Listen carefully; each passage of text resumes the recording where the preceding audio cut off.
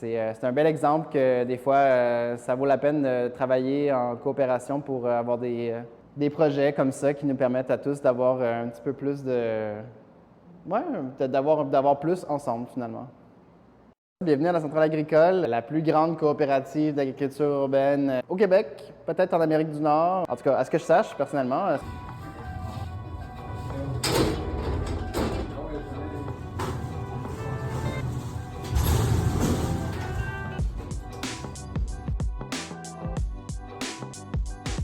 Ça a été fondé en 2019. On compte 21 membres, bientôt 23. Donc, on a une grande variété d'entreprises, d'organismes. Puis tout ça, c'est pour faire évidemment des synergies. Donc, c'est de créer des synergies entre les différents acteurs, d'encourager la circularité. Les champignonnières vont récupérer certains des extrants d'autres membres. Puis tout ça, bien, ça ne serait pas aussi facile, ce ne serait pas aussi fluide si on n'était pas tous rassemblés dans le même bâtiment.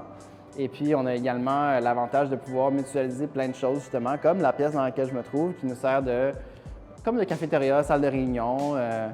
Et puis, bien d'autres petites choses aussi, hein. Par exemple, des outils, une salle de transformation alimentaire, une cuisine.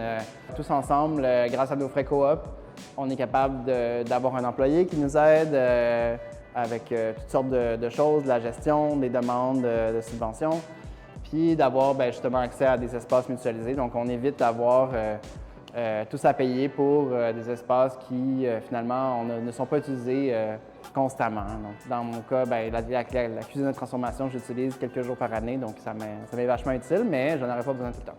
Je travaille pour OLAB, le laboratoire sur l'agriculture urbaine, en plus d'être membre ici à la centrale en tant qu'apiculteur.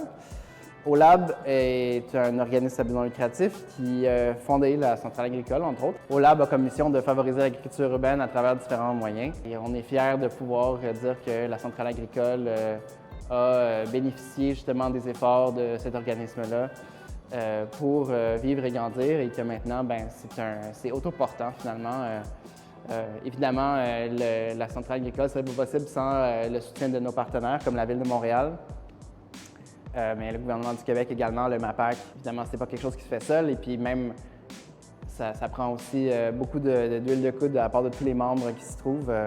J'espère que c'est un modèle qui va pouvoir se répéter ailleurs, faire des petits, puis inspirer d'autres gens qui auraient peut-être des idées comme ça ou des projets similaires qui se disent « Ah, est-ce que ça se peut faire ça? » Bien, on en a un bel exemple.